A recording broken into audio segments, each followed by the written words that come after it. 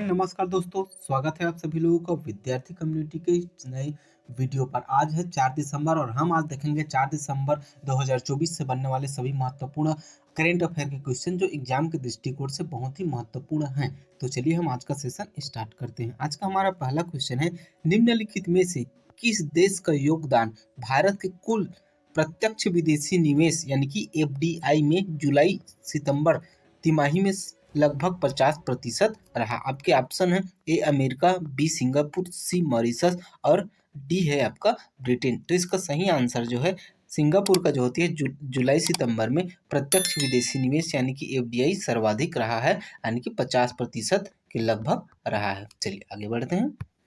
अगला क्वेश्चन है हमारा, भारत के औषधि उद्योग का कब तक 130 अरब डॉलर होने का अनुमान है? 2030 तक, 2032 तक, 2035 तक या फिर 2050 तक? तो इसका सही आंसर जो है 2030 तक जो है औषधि उद्योग का 130 अरब डॉलर होने का अनुमान है।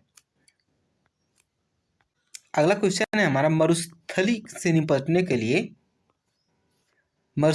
से निपटने के लिए यूएनसीसीडी कॉप 16 किस देश द्वारा आयोजित अब जो होती सबसे बड़ी बहुपक्षीय सम्मेलन है? कतर, ईरान, यूएई या फिर सऊदी अरब? तो इसका सही आंसर जो है सऊदी अरब हो जाएगा।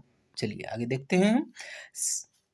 संयुक्त संयुक्त अभ्यास हरिमौ शक्ति भारत और किस देश के में क्रमशः जो होते आयोजित किया जाता है? Malaysia, Japan, Italy, France? तो इसका सही आंसर हो जाएगा आपका ए मलेशिया और जो होती भारत के साथ जो है हरिमौ शक्ति जो होती है ये अभ्यास क्रमशः आयोजित किया जाता है। चलिए आगे देखते हैं।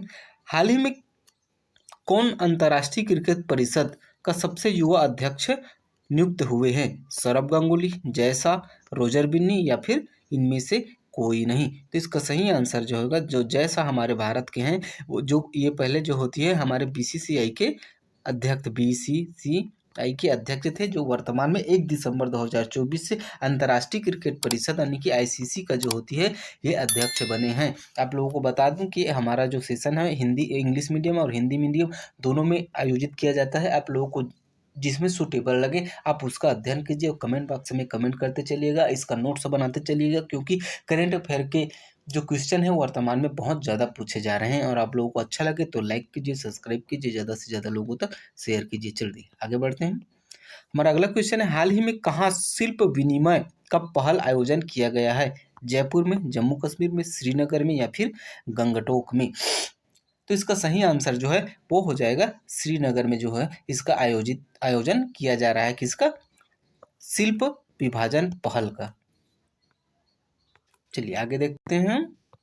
अगला क्वेश्चन है हमारा, 1 दिसंबर को आयोजित विश्व एड्स दिवस का थीम क्या था? आप लोगों को पता होगा कि 1 दिसंबर को प्रतिवर्ष जो है विश्व एड्स दिवस मनाया जाता है, जो है एड्स के रोकथाम के लिए प्रचार करने के लिए। तो कुछ थीम आयोजित किया गया था, तो कौन सा थीम है आपको बताना है। आपके ऑप्शन ए है असमानता समाप्त करें, एड्स समाप्त करें, सही राह अपनाना, मेरा स्वास्थ्य मेरा अधिकार, या फिर सी है आपका एचआईवी महामारी को समाप्त करना, समान पहुंच, या फिर समान पहुंच, सभी की आवाज, या अपनी स्थिति जानो। तो इसका सही आंसर हो जाएगा आपका ऑप्शन बी सही है।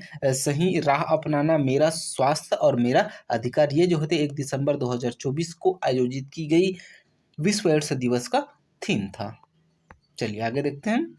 हाल ही में भारत ने नेटवर्क रेडीनेस यानी कि एनआरआई 2024 कौन सा स्थान हासिल किया है? 47वां, 48वां, 49वां या फिर 50वां? तो इसका सही आंसर जो हो जाएगा वो है 39वां स्थान हासिल किया है एनआरआई 2024 में भारत ने। चलिए आगे देखते हैं।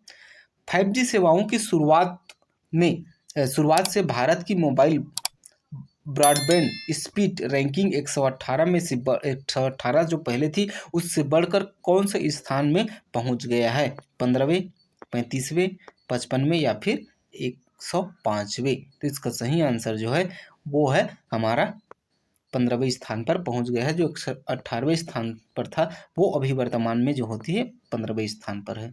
चलिए आगे देखते हैं। केंद्र सरकार केंद्र सरकार ने केंद्र सरकार ने देश भर में लोक कला और संस्कृति के संरक्षण हेतु कितने क्षेत्रीय सांस्कृतिक केंद्रों की स्थापना की है? 5, 6, 7 या फिर 10? तो इसका सही आंसर है जो हमारा ये 7 जो होती है क्षेत्रीय सांस्कृतिक केंद्रों की स्थापना केंद्र सरकार ने की है। चलिए आगे देखते हैं। अगला क्वेश्चन है हमारा, हाल ही में किस राज्य ने बाहरी राज्यों से आने वाले वाहनों पर 2025 से ग्रीन सेस लागू करने की घोषणा की है? तो सिक्किम ने, जम्मू कश्मीर ने, अरुणाचल प्रदेश ने या फिर उत्तराखंड ने? तो इसका सही आंसर हो जाएगा आपका उत्तराखंड ने जो होती है, यह जो होती है ग्रीन सेस नियम जो है लागू करने की घोषणा की है। चलिए आगे देखते हैं। हाल ही में चर्चा में रहे संयुक्त राष्ट्र शांति निर्माण PBC कुल कितने सदस्य हैं? संयुक्त राष्ट्र शांति निर्माण में कुल कितने सदस्य हैं? 20 देश, 25 देश, 31 देश या फिर 51 देश? आप लोग अपना आंसर जो है कमेंट बॉक्स में कमेंट करते चलिएगा। इससे आप लोगों को ये मालूम होगा कि आपको से कितना क्वेश्चन जो है बन पा रहा है। नहीं तो आप लोगों को मैं तो बता ही रहा हूँ। चलिए इसका सही आंसर हो जाएगा आपका 25 देश इसमें शामिल है PBC में। आगे है हमारा, वित्त वर्ष 2025 की जुलाई सितंबर तिमाही में भारत की GDP वृद्धि दर घटकर कितने प्रतिशत रह गई है? आपके ऑप्शन है 3.4, 4.4, 5.4 या फिर 6.4। आप लोग इंग्लिश मीडियम वाले ध्यान दीजिएगा, आप लोगों के लिए यहाँ इंग्लिश मीडियम में दिया हुआ है। आप लोग पढ़ते चलिएगा और आंसर कमेंट बॉक्स में कमेंट करते चलिएगा। तो 13 का आंसर जो है वो है हमारा C, 5.4% रह गई है। चलिए आगे देखते हैं। भारत का पहला वर्टिकल लिफ्ट रेल पुल नया पंबन ब्रिज कब चालू हो जाएगा? दिसंबर 2024 को, जनवरी 2025 को, फरवरी 2025 को या फिर मार्च 2026 को? तो इसका सही आंसर हो जाएगा आपका ये है ए, दिसंबर 2024 को हमारा नया पंबन ब्रिज जो होती है वो चालू हो जाएगा, जो कि वर्टिकल लिफ्ट पुल है एक। चलिए आगे देखते हैं। निम्नलिखित में से कितने हिंद प्रशांत देशों में सौर परियोजना के लिए भारत और जो होते अंतर्राष्ट्रीय सौर गठबंधन ने समझौते पर हस्ताक्षर किए हैं? 4 देश, 7 देश, 9 देश या फिर 11 देश? तो इसका सही आंसर हो जाएगा आपका 4 देशों ने मिलकर हिंद प्रशांत देशों में जो होती सौर परियोजना को जो होती लागू करने के लिए अंतर्राष्ट्रीय संबंध जो होती है गठबंधन किए हैं। चलिए आगे देखते हैं। ये कुछ स्टैटिक जीके है जो कि एग्जाम की दृष्टि से बहुत महत्वपूर्ण है, इसलिए आप लोगों के लिए ये सब चीज़ लाया हूँ मैं। पाल कला या पूर्वी भारतीय कला वर्तमान में भारत के किन क्षेत्रों में विकसित हुई कलात्मक शैली है? बिहार और पश्चिम बंगाल, बिहार और उत्तर प्रदेश, असम और मेघालय या फिर इनमें से कोई नहीं? तो इसका सही आंसर हो जाएगा आपका ए, बिहार और पश्चिम बंगाल में जो होती है ये पाल कला या फिर पूर्वी कला जो होती है वर्तमान में इन क्षेत्रों में प्रचलित है। आप लोग स्क्रीनशॉट ले लीजिएगा या फिर डायरेक्ट नोट्स बनाते चलिएगा। चलिए आगे देखते हैं। मीठी क्रांति का संबंध निम्नलिखित में से किससे है? मधुमक्खी पालन, चुकंदर पालन, चीनी उत्पादन या फिर इनमें से कोई नहीं? तो इसका सही आंसर जो है ये मीठी क्रांति का संबंध जो है मधुमक्खी पालन से है, यानी कि ऑप्शन आपकी ए सही है। चलिए आगे देखते हैं। अगला क्वेश्चन है हमारा, उत्पादन के 4 कारक हैं। कौन कौन से कारक हैं उत्पादन के आपको बताना है? भूमि, श्रम, पूंजी, संगठन या फिर भूमि, बिजली, जल श्रम या फिर श्रम, पूंजी, भूमि, वर्षा या फिर श्रम, जलवायु, भूमि, वर्षा? तो इसका सही आंसर जो है ये हमारे उत्पादन के जो 4 कारक महत्वपूर्ण हैं वो है हम भूमि होनी चाहिए, उसमें जो है श्रम करने वाला, पूंजी लगाने के लिए और आपस में संगठन होना चाहिए, यानी कि ऑप्शन ए जो होते हैं इसका सही आंसर है। चलिए आगे देखते हैं। प्रकाश तरंग किस प्रकार की तरंग है?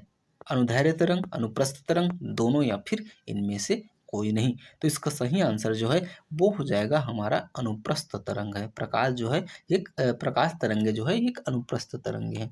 आज का अंतिम क्वेश्चन है, निम्नलिखित राज्यों में किन राज्य को अत्यधिक कुपोषण के कारण भारत का जो होती है इथियोपिया कहा जाता है?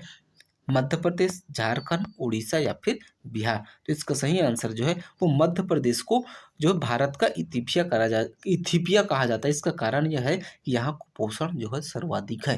तो यहाँ तक वीडियो देखने के लिए बहुत बहुत धन्यवाद। अगर आप लोगों को वीडियो अच्छा लगा होगा तो लाइक कीजिए, सब्सक्राइब कीजिए और ज़्यादा से ज़्यादा लोगों तक शेयर कीजिए। मिलते हैं इसी किसी नेक्स्ट वीडियो में, तब तक के लिए जय हिंद, जय भारत।